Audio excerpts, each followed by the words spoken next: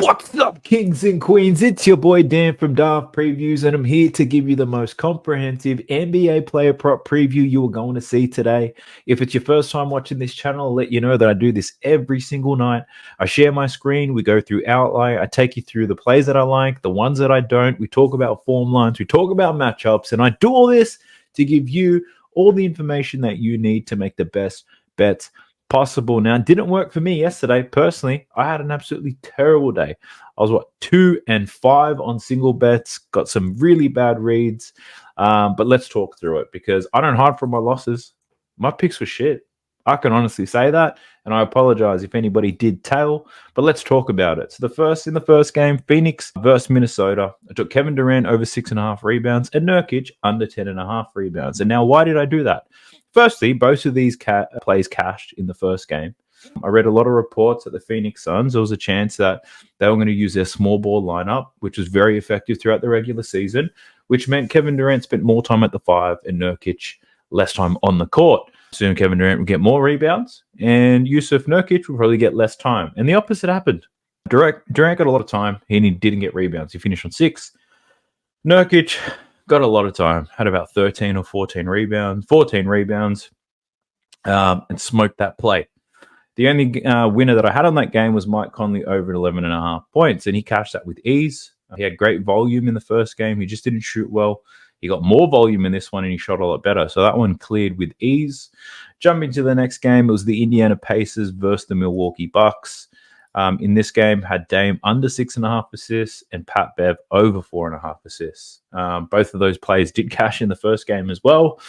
The Dame under was purely on the Pacers don't allow a lot of assists to point guards. The risk was that they were going to try to limit him scoring after game 1, and that didn't happen. He still scored a lot of points, and he didn't get many assists. So that bet cashed for us. But Pat Bev over 4.5 assists. He had 8 in the first game, only finished in 3 in this one. And I feel like an idiot for taking it now that I reflect, because I assumed the Indiana Pacers were going to be a lot better in this game. I didn't think they would win the game by 10 plus points, but I did think they were going to be better.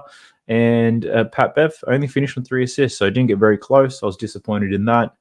And then into the last game, the Mavs versus Clippers. I took Kyrie over 25.5 points. Didn't cash. He got to 23, got very close, but ultimately didn't get there in the end. Both teams scored under 100 points, 96 to 93. So defensively, both teams aimed up, and Kyrie didn't cover. And to be honest, a lot of players didn't cover their points line in that game. So that was a misread. And then I had Luka Doncic over 9.5 rebounds. Despite this being a low-scoring game with a lot of rebound opportunities available, that I expected. Luka only had 6 boards in this one. And after watching what I saw, I can't blame Luka for this, because for the first time, I feel like in a long time, Luka Doncic was contesting a lot of shots in this game, a lot of threes. He had a lot of closeouts. He wasn't in the right position to get a lot of these rebounds. He was contesting a lot of outside shots, so he was locked in defensively. So he didn't get his rebounds, but it's not his fault. He was doing the right thing. But unfortunately for me, who put the bets on, it blew up in my face. So we've got 2 games to preview on this upcoming slate. I'm going to try not to get too creative with it and overthink it. Let's just see. Hopefully, I can get some plays that make sense to me. Hopefully, you guys cash, because a lot of bets that I previewed did cash. Just the ones I ended up selecting did not. So let's jump into it. I'll share my screen.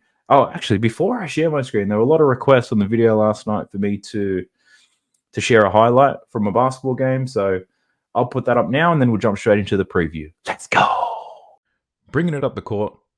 Beat one man, nice and slow, pass fake, dime, half dimer, baby.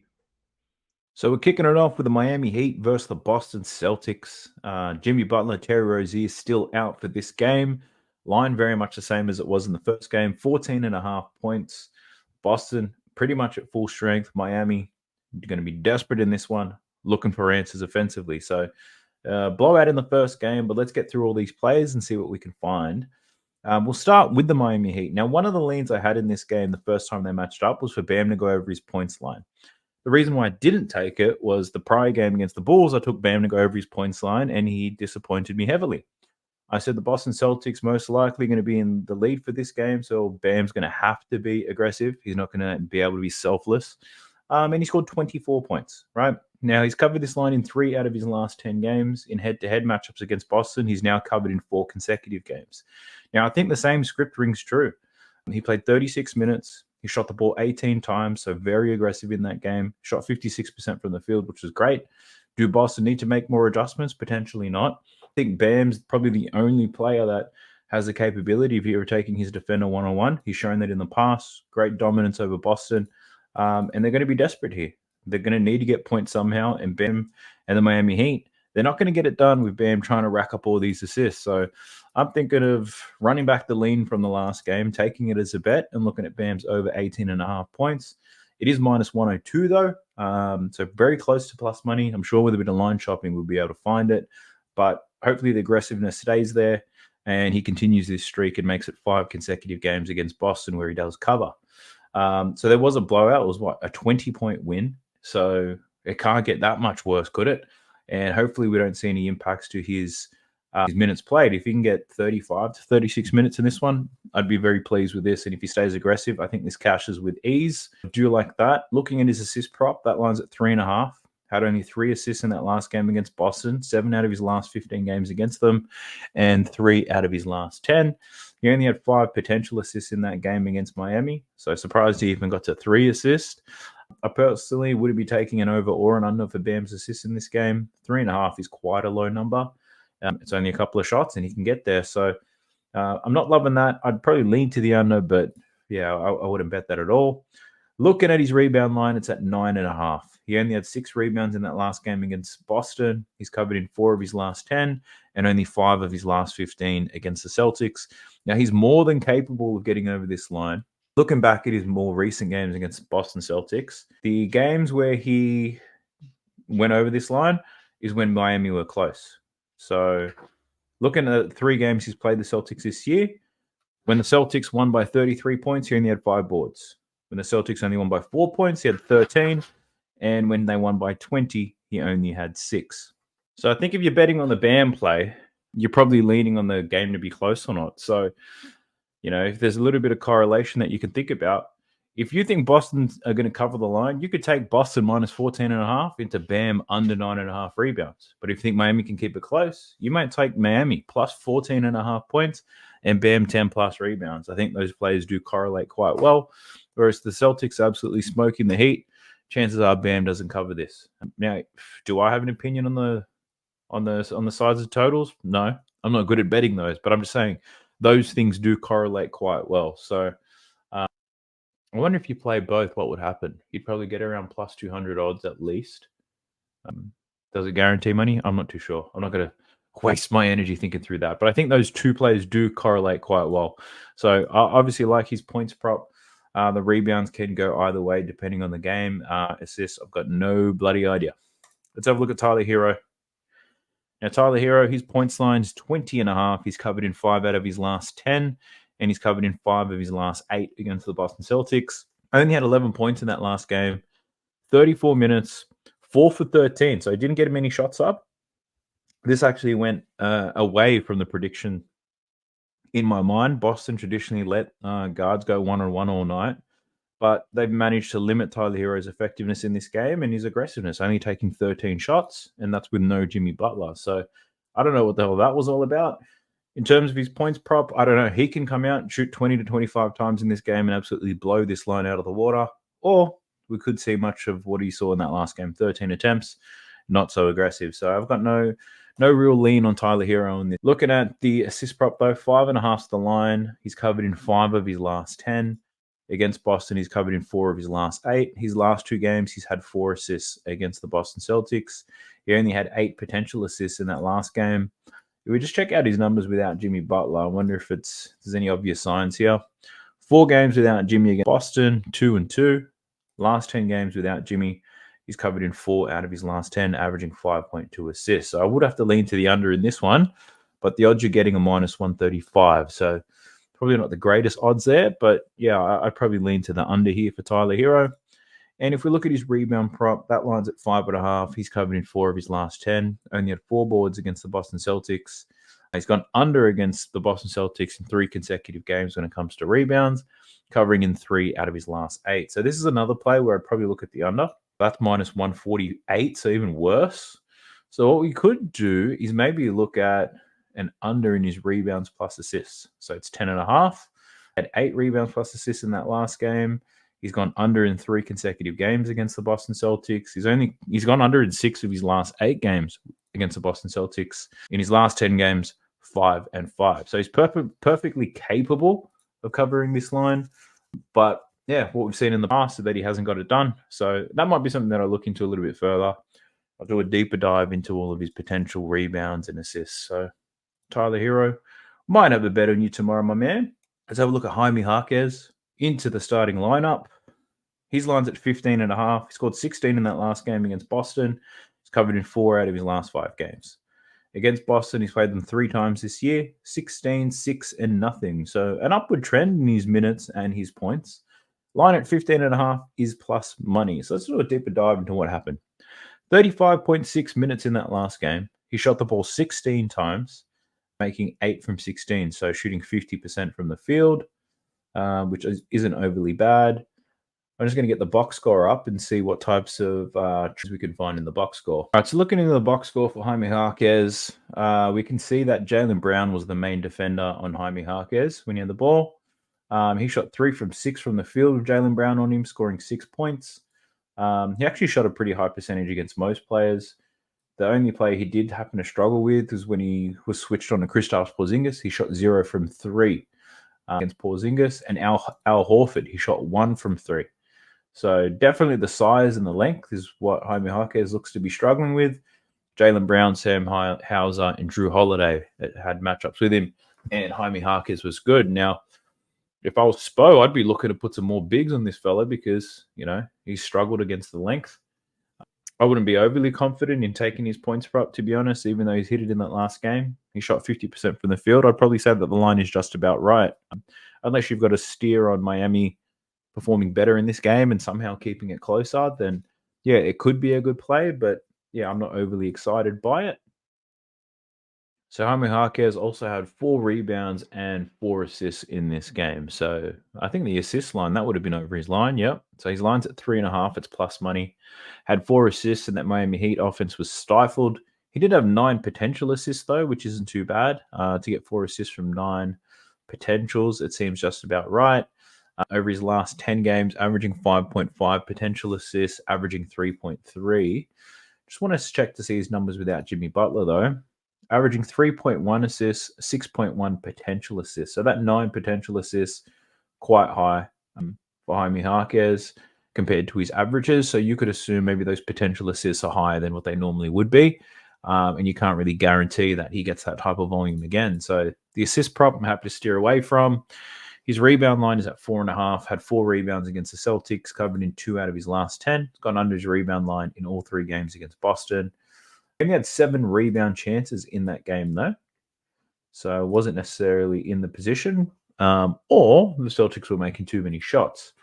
But looking to see where he spent a lot of his time defensively, what I can see is he didn't have one particular matchup, but he did spend some time on Derek White, Jaylen Brown, Jason Tatum, Al Horford, and Porzingis and Drew Holiday. He was really bouncing around the place, so there's probably possibly a lot of switches going on. He did spend the most time defending Derek White, and if he's defending Derek White, he's going to be around the perimeter for a lot of that defensively. So, yeah, I'm not loving the rebound prop here for Jaime Jaquez. Probably lean to the under, but you don't have too much room to wiggle with. So I can't really find an edge there for Jaime Jaquez. I'm just having a look at the box score to see, was there anybody else from this Miami Heat team that really stepped up? So I know Bam was good. Jaime Jaquez was somewhat effective, scoring 16. Who else would have covered their points line in this game? Tyler Hero obviously didn't. So we had DeLon Wright off the bench.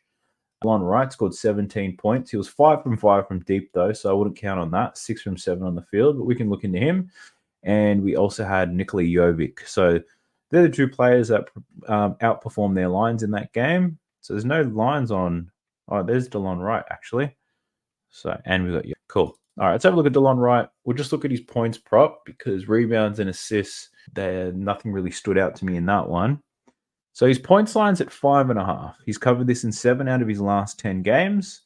That last game against Boston was the first time he's played against them since he's joined the Miami Heat.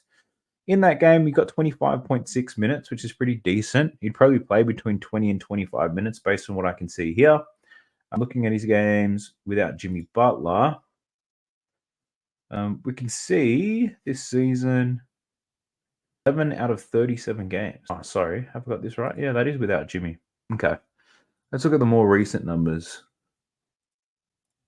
So it's not great.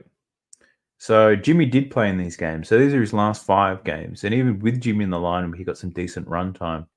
So covering in 4 out of his last 5. The 17 is obviously an outlier, right? Because he shot 5 from 5 from deep. Let's look at season stats. On the season, he actually shoots 44% from deep, small size, but only attempting 1.6 attempts per game. So the 5 attempts from the Boston Celtics, I'd be curious to know when it all happened and in what period. So, because if this is in garbage time, I would take much out of it. So DeLon Wright, he shot 1 from 1 in the first quarter. In the second quarter, he didn't take a shot at all. And then in the third quarter, he was 0 from 1. And then in the fourth quarter, the game was pretty much done. DeLon Wright played 12 minutes and shot 5 from 5 from deep. So, yeah, definitely someone who took advantage of the blowout and the extra runtime. Bam also played 12 minutes in the fourth quarter as well, but DeLon Wright was streaking. So that's where he managed to score all of his points. So, definite outlier, not something I would expect from him again. But let's have a look at Nikola Jovic. So, Nikola Jovic scored 10 points against the Boston Celtics. His line's at 7.5. He's covered this in 6 out of his last 10. And he struggled against Boston in the past, but he hasn't really seen minutes. So that was the first time he saw significant minutes. 25 minutes, and he scored 10 points. 3 from 9. So he shot poorly from the field, 33%. 2 from 6 from deep.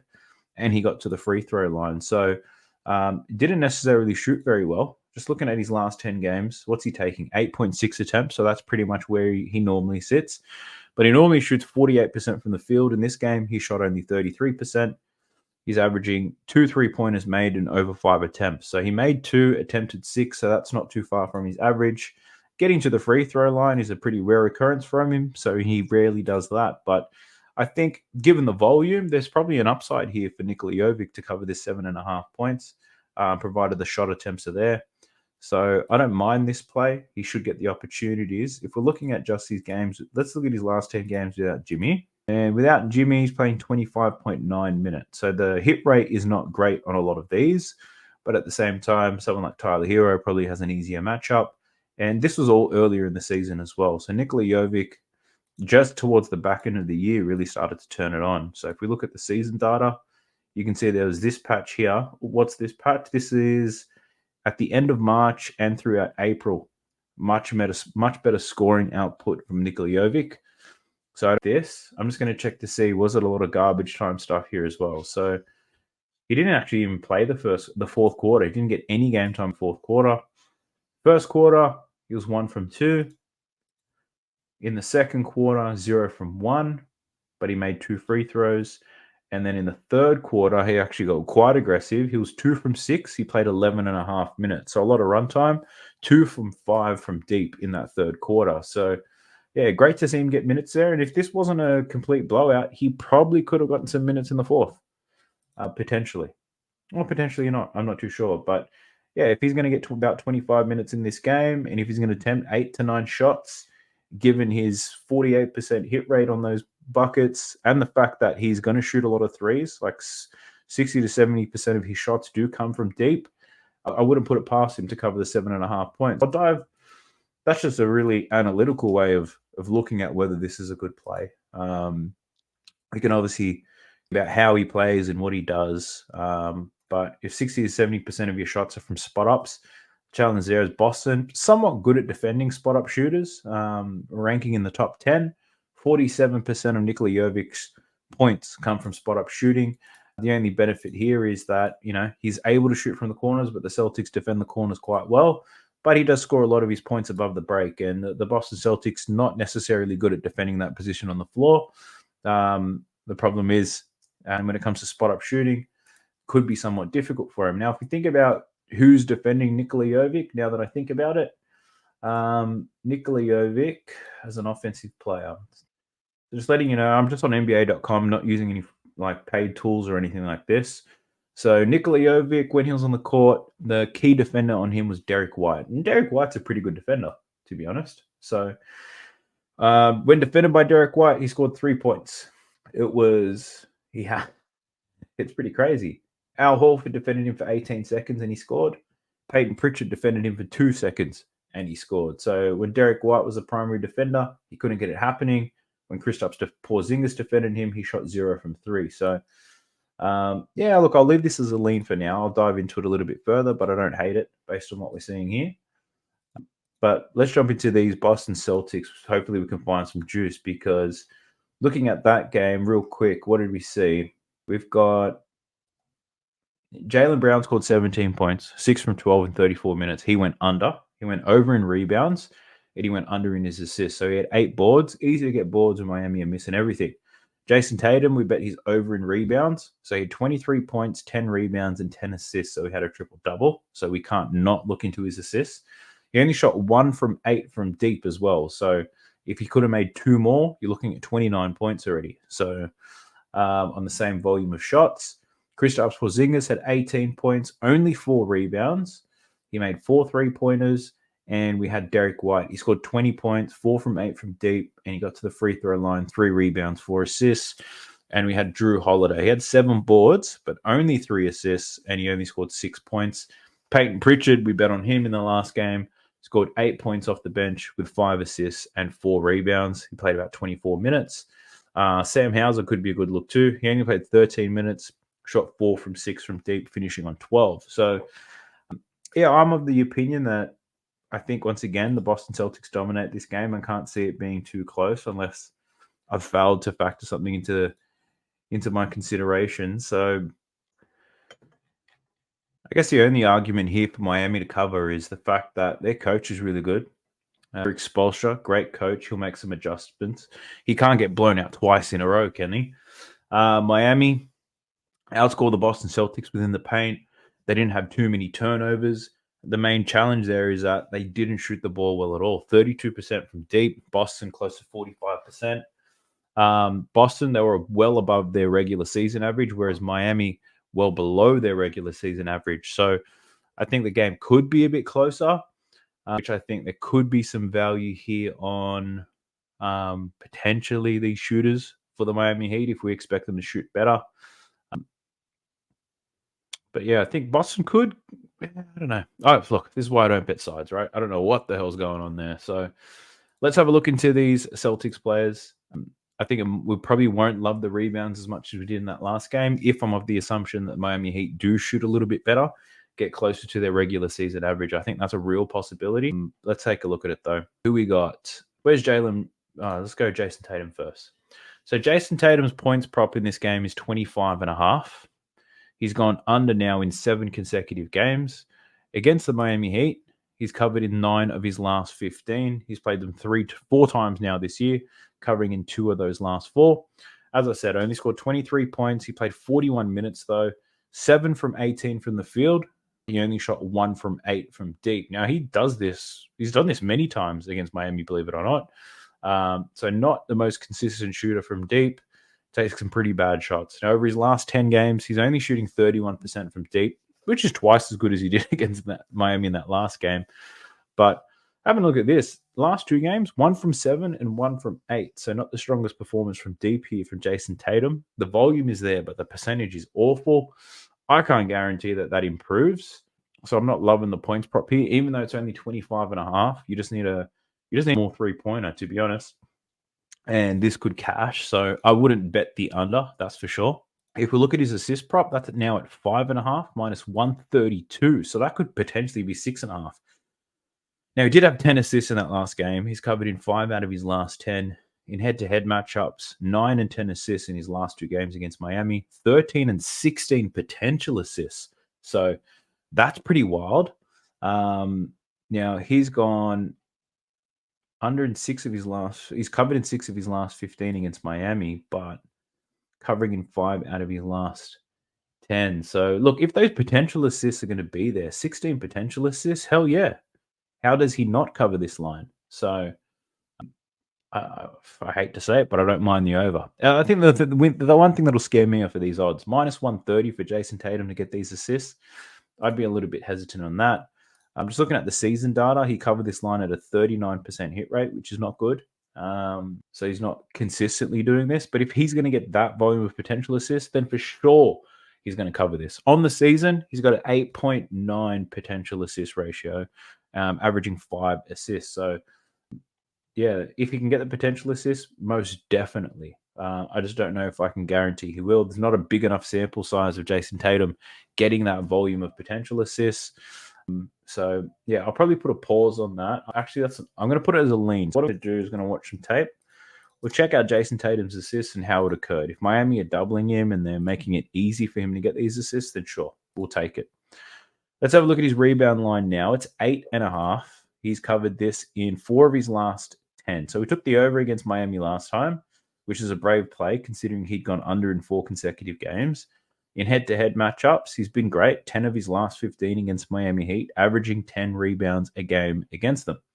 Now, in that last game, he only had 12 rebound chances. So a lot of his rebounds, I would say, are uncontested. Miami did shoot the ball poorly. So as much as the data supports, I guess, taking his over again, I'd be a little bit hesitant just in case we see that slight increase in the Miami Heat field goal percentage. Jason Tatum still played 41 minutes in this game. So it's not like just because the Celtics were blowing him out, he had an early shower because he played a lot of this game. So he should have had more opportunities, if anything. So yeah, I'm a little bit cautious to take the rebound prop there.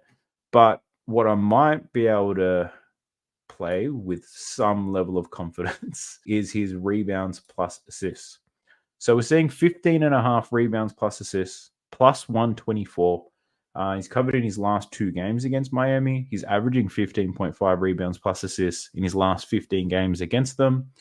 And looking at his last 10, he's only covered this twice. So you'd have to have a pretty strong read on this game and how this is going to turn up. I'm a little bit concerned he can't get the 8.5 rebounds. He can get 8. I do like the idea of him getting over 5.5 assists, given the potentials. So I'll probably put that on my lean list as well. We'll see what's happening here with Jason Tatum, rebounds and assists. I do not like the points prop. Rebounds and assists might be something that we can muck around with. Turning into Jaylen Brown. Scored 17 points, 8 rebounds, and 3 assists in that last game. 6 from 12, so he didn't have a high volume of shots. He's covered in 5 of his last 10. He's gone under in 3 straight games against Miami, 7 out of his last 14. He only played 34 minutes in this game, which is a little bit lower. Normally he'd play similar to what Jason Tatum does, but only played 34 minutes. So the volume there, he did shoot a pretty good percentage, 50% for Jaylen Brown, plus 17 when he was on the court. So, you know, he had 2 offensive rebounds, 6 defensive, and 8 total rebounds. So his points prop, unless we kind of guarantee he gets a bigger usage rate in this one, I wouldn't feel great and comfortable taking that. If I have a look at maybe who was defending him, maybe that could give us some sort of idea of what was going on there. So for Jaylen Brown, looks like the key defender here on Jaylen Brown was Nikola Jovic. Up against Nikola Jovic, he shot 3 from 7, 2 from 3 from deep. He scored 8 points whilst Nikola Jovic defended him. Caleb Martin spent some time with him, as well as Jaime Jaquez. So let me just have a closer look here. So there's nothing in the matchup data which tells me. I'm just assuming here he didn't take too many shots because he didn't need to, right? The Boston Celtics were smoking him, and that's all there is to be said. Looking at his assist prop, that's at 2.5. He did have 3 assists in that last game. He only had 5 potential assists, so the potential assist numbers are not great.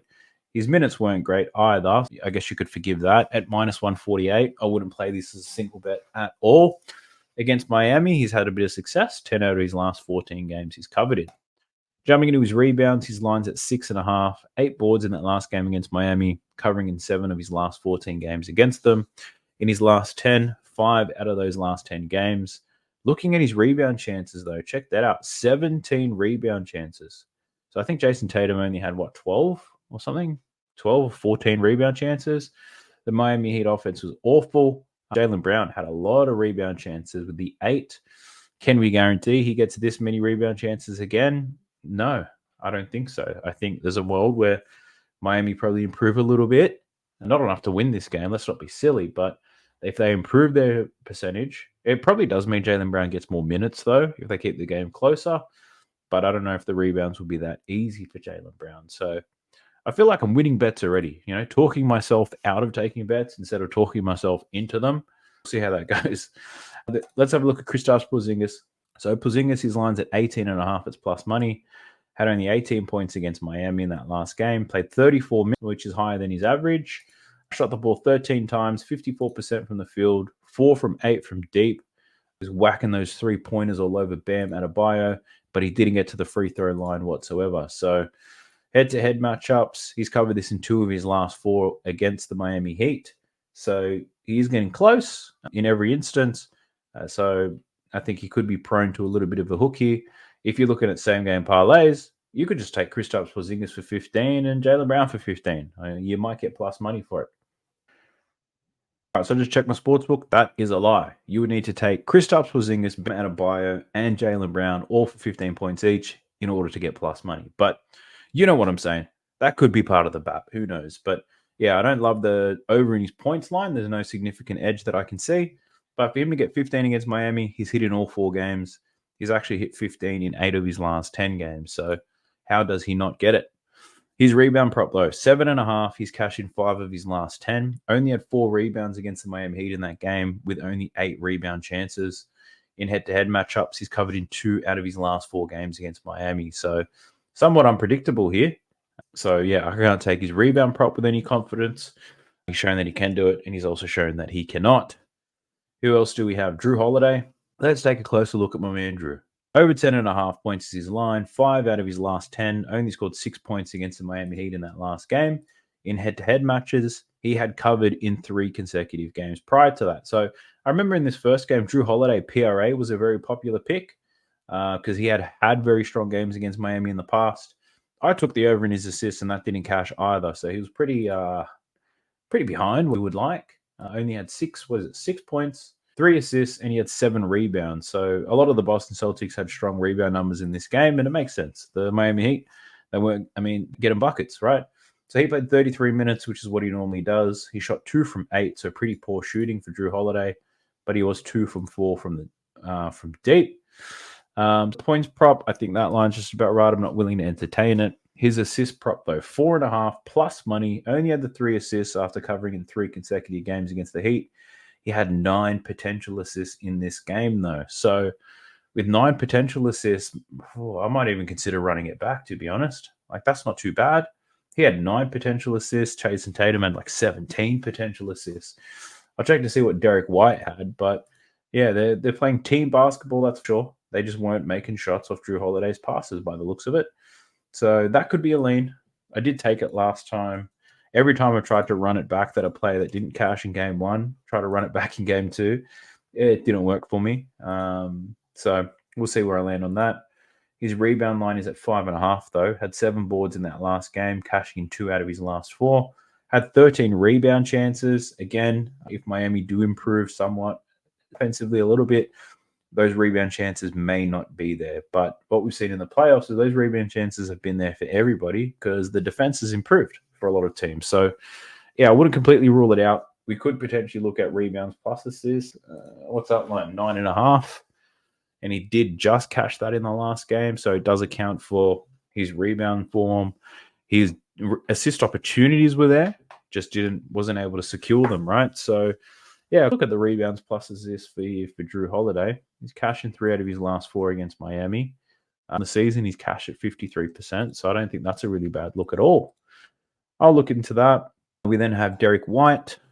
His points line, 13.5 or 12.5. You can get it at both. 20 points in that last game against Miami, 7 out of his last 10, and he's cashed in 8 of his last 15 against Miami. This season, playing them 4 times now, cashing in 3 out of 4 games. So, yeah, Derek White definitely had it going on. His volume wasn't very high, but he was shooting quite well. 33 minutes, so definitely some room for him to get more minutes, that's for sure. 6 from 10, 4 from 8 from deep.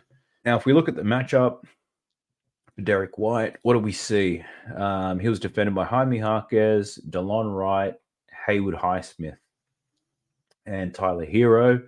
He got buckets on Jaime, DeLon Wright, and Haywood Highsmith.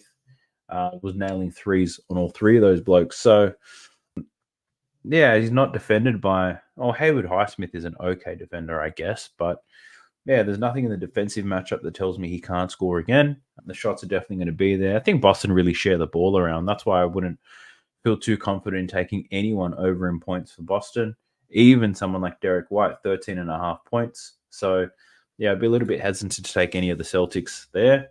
Assist-wise, his line's at 4.5. Had 4 assists and only 6 potential assists. So Derek White wasn't on the ball too often. It was a lot of Jason Tatum and Drew Holiday facilitating the offense here for the Celtics. Derek White, clearly probably spending a lot of time in the corner. He did take 8 3-pointers after all. So, yeah, Jason Tatum with a super high usage rate and Drew Holiday with one as well. So this probably just gives me more confidence in probably taking the Tatum or Drew Holiday rebounds and assist prop, potentially both. We shall see. And we can see Derek White. He's cashed his rebound line in 6 of 15 games against Miami, so there's no real strong data to support this. He had 7 potential rebounds. He finished on 3. He could have finished on 4. So, yeah, my lookalike there, there's nothing for you. The other ones I want to look at is Peyton Pritchard. So his line's now 7.5. I took his over in the last game at 5.5. He finished on 8 points in that last game against Miami. I basically took the bet here for Peyton Pritchard because I expected a blowout. I can't confidently say that there is a blowout here. I think Boston definitely win this game, but do they blow them out early enough for Peyton Pritchard to get a better run? I'm not too sure. So that's what I'm a bit concerned about. 24 minutes, he shot 3 from 7 from the field, 2 from 5 from deep. Looking at his assist prop, that's at 2.5, minus 165 though. He had 5 assists against Miami in that last game, only 6 potential assists. So we could potentially look at points plus assists. That's at 10.5. He had 13 in that last game.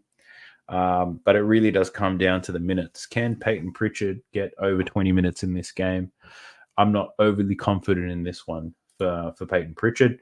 Sam Hauser, he's a hired gun. Now, his line's at 6.5.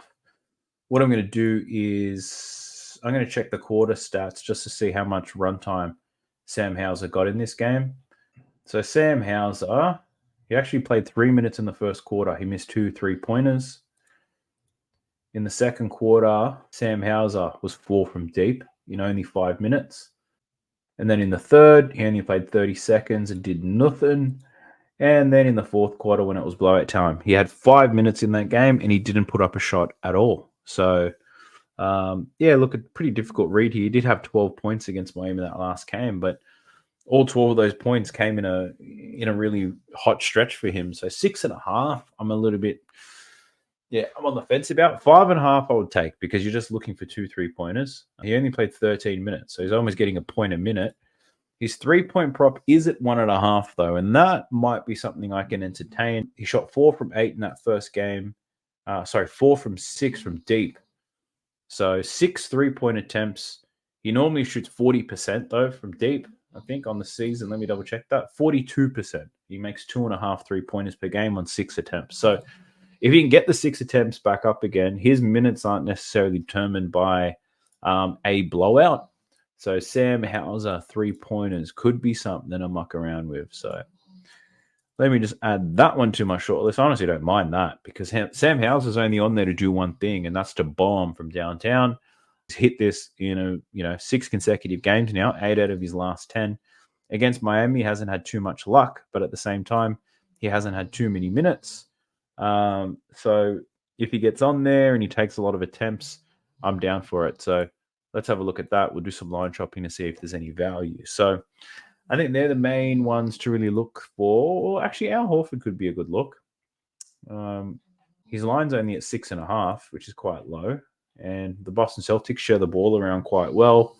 Al Horford, 4 from 8 in the last game, 7 rebounds, finishing on 10 points. So Al Horford could be a play for us. So his line's at 6.5. He's covered this in 9 out of his last 10 games. He played 25 minutes, which is near his average. Looking at his shot attempts, what did I say? He took 8 attempts. He's averaging 7.6 in his last 10. So, yeah, the attempts are there. 4 from 8, 2 from 5 from deep, 40%, which is a little bit lower than what he normally shoots. So we didn't see this is not an outlier game here for Al Horford. If anything, that's what you can expect him to get, about 10 points. We're seeing a line here at only 6.5. So I'm just going to quickly check the box score to see in what periods all this damage was done. If it was garbage time, then I'll probably be a little bit hesitant. But in the first quarter, he played 6.5 minutes. He shot 0 from 3 with 4 rebounds. So he didn't score at all in the first. In the second quarter, Al Horford, 1 from 1 in 5 minutes. So then he got his first 2 points. Third quarter, Al Horford, 1 from 2 from deep, scoring another 3 points. And then he's played in the fourth quarter as well. In 8 minutes, he made another 2 shots, scoring 5 points. He was pretty much he played every single quarter, which is pretty decent, and got some shots up in every single quarter. So I can't see how we need Al Horford really to make 3 buckets, because we know he's going to take a lot of threes. Over 50% of his shots come from downtown. So if he makes one of those, we just need a couple extra buckets. So Al Horford points, boys. I've talked myself into it once again, but I don't mind that. Let's have a look at his. I want to look at his 3-point prop. It's at 1.5. I don't love that, to be honest. But his rebound prop, let's take a look. 5.5's the line, covering in 6 out of his last 10. 7 boards against Miami in that last game. He had only 8 rebound chances, though. So 5.5 on 8 rebound chances, I'm not a huge fan of. In head-to-head matchups against Miami, 10 out of his last 14, but his minutes were considerably higher in the past. But if we look at his last 4 games, this is all this season. This is since Kristaps Porzingis, 24, 22, 24, and 25 minutes. But he still covered this rebound line in 3 out of his last 5. I think I can probably take a value play of how Al Horford for 10 points and 5 rebounds on Bet365. I think we can get some pretty decent odds on this one. So, yeah, I'll look into, because he's in these games actually against Miami, his minutes were down, but his rebound chances 13, 9, 8, and 8. And he's still covered in 3 out of the 5. So a lot of these are most likely uncontested. You know what I'm going to do? I'm going to check to see who the hell Al Horford was defending in this game. Maybe it's a little bit of insight. He also had 2 offensive rebounds too. But let's have a look at sweet Al Horford. So Al Horford, when he was on the court, he defended Bam Adebayo for a lot of this game and Haywood Highsmith. Now I'm just checking to see. Can't see the number of rebounds he's getting when he's defending those players, though. So, yeah, quite interesting. I don't mind him for 5 rebounds. Got a great hit rate for that at this for these minutes played. I don't know if I could take the 5.5. Got to look at 10 points, 5 rebounds for Al Horford as a value play, because he didn't shoot much better than he normally does. Didn't take more shots than he normally does. So, and he played the same minutes. I don't see why we don't take this, right? So I think the opportunity is going to be there. The only way we lose this is if the volume isn't there. So I'm going to look at his points one more time just to be sure. Yeah, if he's going to play 25 minutes, how does he not? Let me just look at these season stats. Minimum of 25 minutes. Just say I'm not going crazy here. Al Horford, in 25 minutes played, he's cashed in 27 of 34 games, where he plays a minimum of 25 minutes, which is pretty juicy. Averaging 7.6 attempts, 5 3-point attempts. Again, that's what he did in this game. He only shot the ball 8 times, shot a lot of 3-pointers, cashed on a lot of these, right? I'm pretty sure they're all uncontested. So Al Horford points I like. We'll do it times 5 rebounds and 10 points as well. All right, I think we had a few good plays in that game. I'll go back and I'll deep dive them a little bit more, but let's jump into the next game. It is the New Orleans Pelicans versus the Oklahoma City Thunder. The spread in this game is 7.5 points to OKC. Zion is still out, but other than that, everybody is ready to go. All right, so when these teams matched up last time, Pelicans surprisingly had a chance to win this game. 2-point win for the OKC Thunder. Pelicans covering the spread. Now, I'm going to do a quick overview of the box score from each team. Probably make it a lot easier as we go through a lot of these players, and then we could talk about I just don't think it's worth going through a lot of players who were shit, right?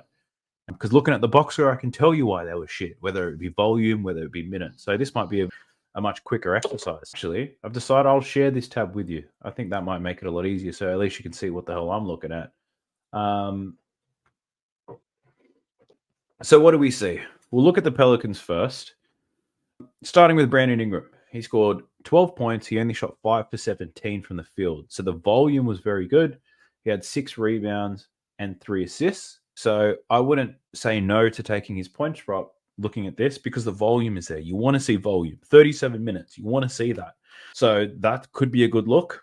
We can look at to see who was defending Brandon Ingram. We've got Trey Murphy scored 21 points in that game, 8 from 18, so that volume's a lot higher than what he normally sees. 5 from 12 from deep, only 4 rebounds and 2 assists. And Valanciunas was a beast, 13 points and 20 rebounds in only 29 minutes. Now, I'm not overly surprised by that because OKC, very soft inside. I thought there was a chance that he could be run off the court. So I took his first quarter rebounds line in that last game, which cashed, but he was a beast all game. Concern is Zubac had a similar dominant game against Dallas, and then today, up against them, they devised a plan and slowed the shit out of him. So Jonas, I'd probably be a little bit hesitant on thinking that happens again, but yeah, not a bad look.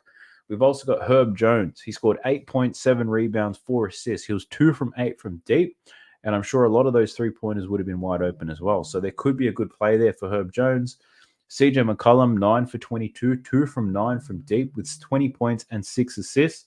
I took under 20.5 points for CJ McCollum, but yeah, very similar to the others. The volume is there. I'd say based on the number of shots taken, Trey Murphy probably overperformed in that game, and Valanciunas, he probably overperformed in that game too. Other than that, everyone sucked. So yeah, we might have some good looks here for the Pelicans. Some of these guys that went under, it's not because the volume wasn't there, right? Like if you look at the Phoenix Suns, for example, Devin Booker, Bradley Beal, they sucked for 2 games. And in those 2 games, they haven't taken enough shots to even cover their points line. So this is different.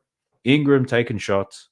CJ's taken over 20 shots. Herb Jones took 10 shots. I think that's more than what he averages too. So we could have some good looks here against the Pels. The OKC Thunder didn't get this far in this season because of their defense. Looking at OKC, though, what do we see here? Jalen Williams, he scored 19 points from 18 shots, 1 from 5 from deep, 7 boards, 4 assists. I think that's just about right, to be honest. I think his lines would be very close to that. Chet Holmgren, 15 points and 11 rebounds. He had 5 blocks in that game, 6 from 14. That was just under his line. His line was 15.5. Josh Giddey only got 19 minutes of runtime, only had 2 points. So that was a massive underperformance. SGA scored 28 points, 11 from 24 from the field, 6 boards, and 4 assists as well. A lot of that would have been very close to what his actual lines were. Actually, his assist line would have been at 5.5. Then if we look at the bench, there's nothing amazing happening there. So for the OKC Thunder, we didn't necessarily see too much overperformance from anybody. Jalen Williams might have covered his line by a few. SGA would have been on the hook. Chet would have been on the hook. Giddey was under his for sure. They probably got a few extra points from their bench. Wallace, Wiggins, Jalen Williams. But yeah, no massive overperformance when it comes to scoring for the OKC Thunder. Rebounding, Jalen Williams did well. Chet did well. SGA would have been right on the line, and a lot of the bench got a lot of boards. So there's no major statistical output there. And then if we look at the assists, a lot of them went under, to be honest. Jalen Williams 4, Chet had 2, Josh Giddey had 3, SGA had 4. So I'd say all of those guys went under their assist line, I would imagine. Jalen Williams was probably set at 3.5. So yeah, when it comes to points, rebounds, and assists, nothing really strong came out of that OKC side. And in terms of volume offensively, I wouldn't say that we have a massive edge here. You could probably say SGA. He shot 45% from the field, 0 from 3 from deep. Only got to the line 7 times. Like, he probably has the most upside when it comes to shooting the ball, so he could be a good look. Based off what I'm seeing here, not too much interest otherwise. I'll flick back and forth from these screens, actually. It's quite quick for me to do that, and then you can let me know what your thoughts are, because I often just share outlier, but if you do like me doing this type of exercise, you let me know, and I can look to do it more often. But let's take a look at this OKC game and look through some players' lines to see what the hell is going on. So let's start with the OKC Thunder, because I think that'll be a quicker look based on what we've just seen. Let's start with SGA. Where's Shai Gilgeous-Alexander? So even though he only scored 28 points in that game, in this one, his line's at 29.5, plus 100. He's covered this in 2 of his last 10, 5 out of his last 9 against the Pelicans. He's played them 4 times this year, and he's only covered once. 39 minutes, which is pretty decent. If we look at the volume, though, so the 24 shots that he took in that last game was the highest from all the games he's played against the Pelicans this year. 20, 21, and 20 attempts before taking 24. But he does, however, shoot the same percentage. 40%, 48, 45, and 46. If we're looking at his 3-pointers made, he has made 3-pointers against them in the past. It looks like that's the real difference maker. The game he went over, he made 3-3-pointers. And then if we look at his free throw numbers, somewhat consistent against his Pelicans team. So there may not be an edge here for SGA. If there is an edge, you're really banking on him to make a 3-pointer, to be honest. So, yeah, I'm not loving the points prop here for SGA. Not enough anyway. His assist line, 5.5 once again. 4 assists against the Pels. He only had 8 potential assists in that last game. So if the potential assists aren't there, I'm not feeling confident with it. So, yeah, I don't like that. If we look at his rebound prop, 5.5 rebounds. He's cashed this in 5 of his last 9 against the Pels. Has been getting quite close. He's covered 4+ rebounds in every game against them. He had 11 rebound chances. So, yeah, we could look at 4 rebounds for SGA for the bat perhaps, but looking at his last 10 games, somewhat inconsistent with his rebound numbers too. So, yeah, I'm not really loving any lines here on SGA. I wouldn't feel confident in taking an under on them either. Who else have we got? Josh Giddey. His line's at 9.5. Now, he only scored 2 points in that last game. He only got 20 minutes, right? So that's a concern. His last 2 games, he's only had 20 minutes. OKC pretty much at full strength. Gordon Hayward getting some runtime off the bench. So, yeah, I'd probably lean to the under here just on opportunity, right? So he only shot 1 from 6 in that 20 minutes, 0 from 2 from deep. The Thunder were a +7 when he was on the court, though. But we saw Cason Wallace had 18 minutes. Aaron Wiggins had 16 minutes off the bench. Gordon Hayward only had 10 minutes. So Isaiah Joe had 15 minutes. So, yeah, I don't know. If Josh Giddey's only going to get 20 minutes, I would take the under on this play every single time. Late in the season, he was getting a lot of run, but it could be this particular matchup. If we look at head-to-head numbers, though, yeah, he's played a lot of minutes in cash before against the Pels. So I'd lean to the under, but with not too much confidence on his assist prop. I mean, his points prop. Looking at his assist line, it's 4.5. 4.5. Only had 3 assists. Limited runtime, as we know. And he only had two potential assists. I don't know how the fuck that works. But his potential assist numbers were down. And his rebounds, that's at 6.5. He's covered this in 5 of his last 10. He's rebounded well against the Pelicans in the past, but he only had 7 rebound chances in this game. 7 rebound chances and 3 total rebounds. Yeah, looking at the minutes, that's the lowest minutes he's ever played against the Pelicans. So I don't know if Josh Giddey got injured. Did he get injured? I'm going to do a quick Google search on Josh Giddey. No, I'm looking at it here. It says that he got benched. So he got benched in crunch time, really. So the minute the game got tight, he got benched. So there's no injury here for Josh Giddey. Just happened to get benched. Okay. All right, so that gives me a little bit of confidence here. If he's going to just get benched because he's not playing well, you might even look at an under in his PRA. 21.5 is the line for his PRA. He has cashed this quite well against the Pels. 6 out of his last 9 games. 2 out of the 4 games this season. But the 2 games he did cash, he played over 30 minutes in that game. And I think in order for Josh Giddey to get at least 30 minutes in this game, he needs to be great offensively. And he didn't shoot the ball very well to start this game. 1 from 6. And what we're seeing in the playoffs is a lot of players aren't shooting the ball well. I'm having a look at it now.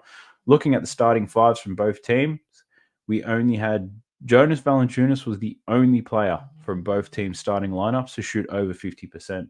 So it is going to be more difficult to score. And if Josh Giddey's a liability offensively, like worse than he currently is, there's probably no room to have him on there, whereas you could replace his spot with some dead-eye shooters because Josh Giddey's not giving you too much defensively either. Yeah, I'm willing to take the run here on the under and Josh Giddey for him to only get another 20 minutes. So you might know after the first 6 minutes, if Josh Giddey's stroking it, making a lot of threes early, we're probably going to get blown out here on the play. But yeah, I'm willing to take the shot here on Josh Giddey to go under. So we've got Jalen Williams now. His line's at 19.5. He's gone under in 5 consecutive games. In head-to-head matchups, he's only covered this in 2 out of his last 9 against the Pelicans. He had 40 minutes of runtime in that last game. Shot 8 from 18, so 44% from the field, which is not too bad. It's a little bit lower than he normally would. And he was only 1 from 5 from deep. He's only shooting 24% from deep against the New Orleans Pelicans. So, yeah, I wouldn't feel confident taking the under despite the 5 games in a row where he's gone under, because if he's playing 40 minutes and he's taking 18 shots, which is the second highest shot attempts for the OKC Thunder, I wouldn't feel too confident in taking the under here. So let's have a look at his other picks. Quick look at his assists. He had 4 assists. His line's at 4.5. Against the Pels, 2 out of his last 9, 2 out of the 4 games this year he's gone over. Did have 10 potential assists, but that's not great, to be honest. He probably would finish on 4 to 5 potential assists. But what if he's the guy passing it to Giddy, right? You're not going to get any assists, my boy. Looking at his rebounds, his line's at 4.5. He did have 7 boards in that game, which is a pretty strong outing. He did it on only 9 potential assists, though. So the potential assist number is not necessarily high. We just have a quick look at the season. He's hit this line at 56% off 7.9 potential assists, averaging 4 rebounds, though. 4 rebounds a game on 7.9 potential rebounds. The line is at 4.5. So what we're saying is he'd probably need 9 potential rebounds in order to cover this 4.5 based off that ratio. And in that last game, he did have 9 potential rebounds, but he managed to collect 7. So based off those potential numbers, I think this line is just about right. So I don't feel like there's an edge there to take his rebounds. Who else do we have? We have Chet. One of the leans was to take his over in points. So I'm glad I didn't take that. Finished on 15 points, 32 minutes. Shot the ball 14 times, is probably a little bit higher than I predicted. He took a lot of threes. I did predict that, but he only made 2 out of 6 at 33%, which is honestly isn't too bad. Yeah, I think found it somewhat difficult here, Chet. So yeah, I'm not loving one of his points prop. That feels just about right. He did cash in the 3 regular season games, but this is the playoffs now. In those games, his shot volumes are very similar to what he had done throughout the season. So I don't think there's a major shift here. 15.5 at minus 120. I think this line is just about right, to be honest. I think he gets very close to it. Now, one that does have a lot of interest for me is his rebound line. So his line was high in the last game, and I was like, his regular season form against the Pelicans is great. That will be the only reason you take it. If you look at his recent form, he hadn't been rebounding that well, but his form against the Pelicans has been great. 11, 13, and 9, and then he had 11 rebounds here against the Pels. So you can get him for over 9.5 rebounds at plus money. 17 rebound chances, very much in line with what he was averaging throughout the season. So, yeah, I don't hate the play here for Chet to get rebounds.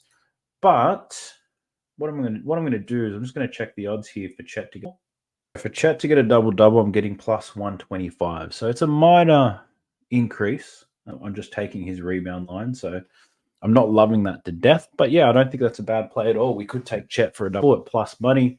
You're really just hoping he covers this rebound line because the points one he seems to be hitting quite consistently. The rebound line, yeah, I'm a little bit on the fence about it, but this form against the Pelicans cannot be ignored. 3 out of his last 4. But at the same time, the Pelicans didn't shoot the ball very well in that last game, 38% from the field. They could see an improvement and it could impact his ability to get these boards. So, yeah, I'm feeling the line for this is quite sharp. The plus money does interest me, but yeah, probably not interesting me enough to take it. Let's jump into these Pellies real quick. Now, I think this is where you can probably get the most value in this game because we saw a lot of volume, a lot of some overperformance from Trey Murphy and Jonas, and some underperformance from Brandon Ingram and even Herb Jones. So I think you guys from the Pels, they could have some good opportunities here. We'll start with Jonas Valanciunas, though. So his line is at 13.5, and he just finished on 13 points against them last time. What did he do? He played 29 minutes, which is great, and that's what you want to see. He only shot the ball 9 times, though. 56% from the field. Didn't take a three-pointer. He did get to the line a few times. So his points prop, nothing screaming out to me there. But Jonas Valanciunas is someone who gets cooking early. So I want to see what the first quarter prop was. Yeah, so he finished on 4 points in the first quarter of that last game. He played 7 minutes. The line's at 2.5. So I don't mind that. That could be a good play. There could be some Jonas Valanciunas first quarter parlays cooking in my mind as we speak. Let's have a look at his first quarter rebounds because I took that last time. It's 2.5 again. He had 5 rebounds in that first quarter. He is minus 130, but I think that's just too good a play to pass up. The only way I see this not hitting his rebound line is if he gets in massive foul trouble at the start or OKC don't miss any shots, which is somewhat unlikely because they don't have the hottest shooters in the game right now. So, yeah, I don't mind that play for Jonas. We can look at him in the first quarter. Looking at his rebound lines, the line's at 11.5 after getting 20 boards against them, which is pretty crazy. In head-to-head matchups against OKC this season, he didn't murder them. 9, 9, 6, and then 20 rebounds out of nowhere. That 29 minutes, the most minutes he's played against OKC this season. Rebound chances, he had 27 rebound chances, which is, well, to be honest. So, yeah, I don't know if lightning can strike twice. I don't know if you guys are game enough to take his rebounds. I wouldn't be after one game. If he does it again and then they go home to New Orleans, the line is going to be very high. I'm not willing to take that risk. Like, it's an excellent game, 27 rebound chances, but I don't know whether he could do it again. He did have 9 offensive rebounds though, which is crazy. So this is the benefit of your team not shooting well. You're going to get more opportunities to get rebounds. I guess the question is, do the Pelicans shoot the ball a little bit better in this game? Because that's going to reduce Jonas's rebound chances, right? So, and I guess I'm looking at things to the mean, and really for the Pelicans to shoot a little bit closer to their average, meaning Jonas might get less opportunities. But I think the line indicates he's going to get less opportunities anyway. The line's not set at 18.5 or anything, so they're expecting some regression too. The question is how much. So, yeah, I think it could be worth a play. The 11.5 rebounds. There's just not enough. There's not enough data in here to encourage that. So, yeah, that'll be a pass for me on the Jonas. But I will look at the first quarter props because I know what he's going to do in the first quarter. It just comes down whether he can make it happen. Looking at CJ McCollum, his points line is still at 20.5. We took the under on it. 3 games since BI's come back. He's gone under in all 3, but he did get awfully close in that last game, finishing on 20 points.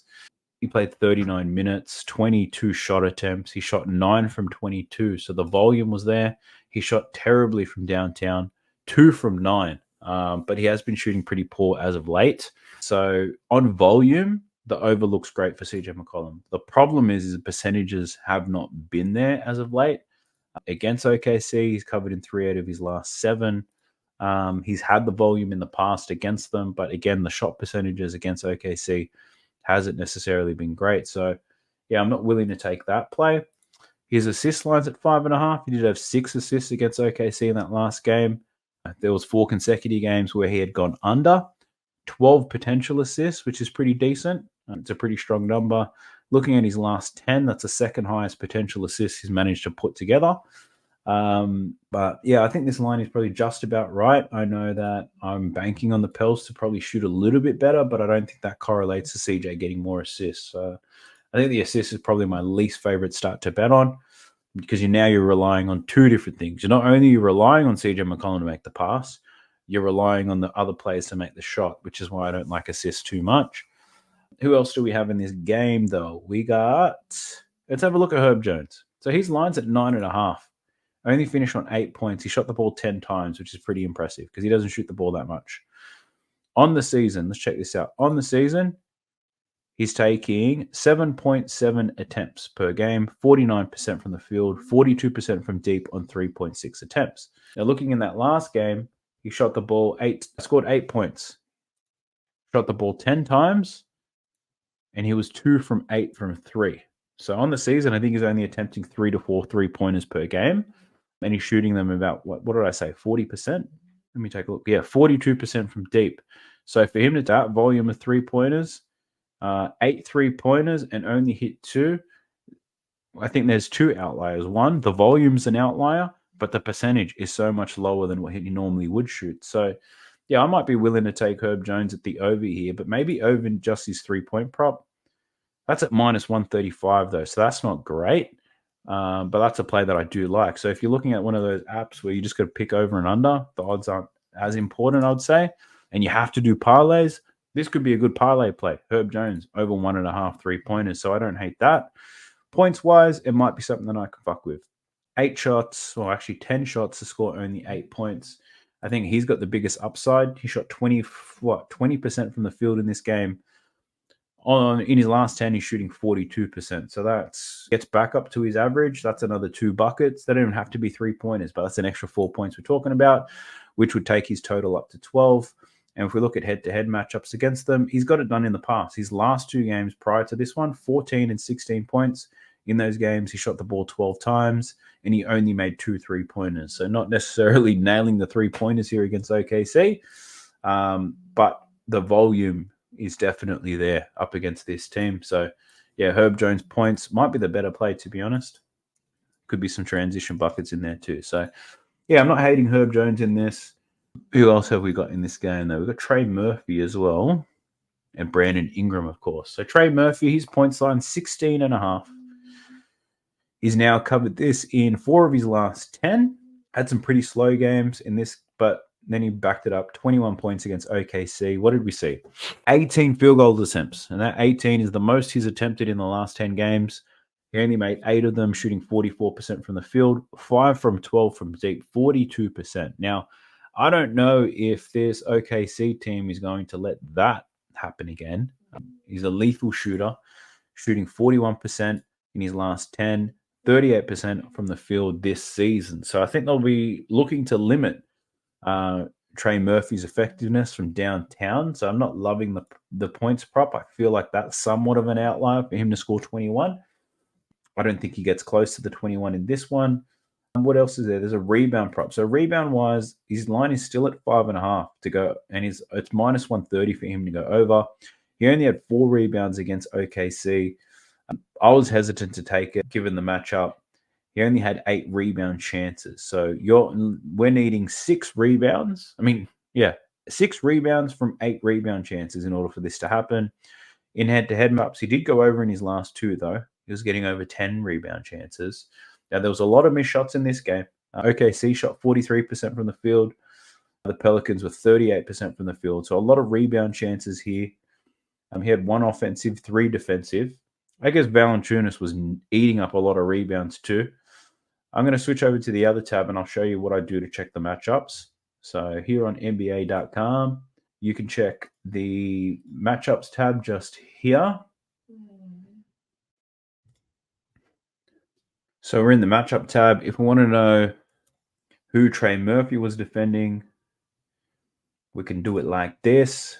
And what we can see is he spent the most time defending Josh Giddey. 4 minutes on Giddey, 3 minutes on Jalen Williams. But yeah, 61% of his time was on Josh Giddey. So whenever Josh Giddey was on the court, Trey Murphy was all over him. And Josh Giddey, 0 from 4 when defended by Trey Murphy. So Josh Giddey hangs around the perimeter. He spent some time with Gordon Hayward, Isaiah Joe. So he's not defending any of the key scorers here, believe it or not, for OKC. So you'd assume he could be in good position to get boards, but it didn't happen. If you want to look at who was defending Trey Murphy in this game, you just jump over to the other side. And Trey Murphy was defended by Josh Giddey 30% of the time, followed by Jalen Williams, Isaiah Joe, and a bit of Gordon Hayward. So, yeah, look, I'm leaning to the under here for Trey Murphy. Leaning to the under purely because those rebound chances may not be here. There was a lot of missed shots in that last game. He only had 8 rebound chances. Now, the last time I took him to go under in his rebounds was this game against Sacramento, where he had 16 rebound chances and finished with 8. But looking at his last 10 games, he has cashed this line 5 times. But if we look at the chances, 9.7 rebound chances on average. You need him to get a lot of rebound chances. The under 5.5 is plus money as well. I might be willing to take a play at that. All right. Who else have we got? Brandon Ingram. Let's check out BI real quick. So BI's points line is at 19.5. He's cashed this in 3 out of his last 10 games. Only had the 12 points against OKC. Played 37 minutes though. Took 17 shots, 29% from the field, which is not great. 0 from 2 from deep, and he barely got to the line. Now, if we look at his season averages, Brandon Ingram is shooting 48% from the field, 35% from deep, and he's making almost 4 free throws per game. So I think there's a definite upside here in Brandon Ingram's game. The line is at 19.5 points, though. Maybe we can filter his games where he plays at least 35 minutes. So he played 37 in that last game. Brandon Ingram playing at least 35. What do we see? We see that he's only covered this line in 4 of his last 10. So I think there is an upside here for Brandon Ingram. I'm not going to be playing it because he's inconsistent as fuck, and I do not like that. Jumping over to his assist prop, though. 5.5's the line here. He only had 3 assists in that last game. looking at his potential assists, he did have 12 potential assists. But like I said, Trey Murphy was the one that shot well. Herb Jones was poor. CJ McCollum was poor. So the assist prop here for Brandon Ingram, I think there could be a definite upside here on the assist prop based on his potentials. I'm not going to be taking it, but, definitely not a bad play. And then his rebound line, he had 6 boards against OKC in that last game, 4 out of his last 10. He got that on only 8 rebound chances, though. 5 defensive boards, 1 offensive. Yeah, I can't take this with any confidence either. Not really loving that. So what do we have in this game? We've got some Jonas, some Josh Giddey unders, Herb Jones, and maybe Trey Murphy under on board. So those are some of the things that I'll be looking into. I'll obviously be reviewing all the lines and all the games. I'll double check it just in case I may have missed something. But a decently long video. Somehow I've managed to make it happen again. When you're doing these deep dives, I probably could go for another hour if you really wanted me to, but I know you guys don't love me that much. So I'll close this one off by reminding you that Friday night for those in the US, Saturday morning for those of you in Australia, party on Playback TV. Be streaming the game, giving you live reactions, answering questions, talking about bets. So if you're interested in writing these bets with me, jump into Playback TV. It's free to join. The link for that's in the video description below. Jump in. It's going to be a fun time. So check that out. Support your boy. Like the video if you haven't. Sub to the channel because your boy's getting busy. So I'll catch you guys in the next one. Peace. Sub to the channel because your boy's getting busy. Coming to you live from the west side of Sydney. We've got the free picks and the juice on the daily. It's all free, you don't even have to pay me.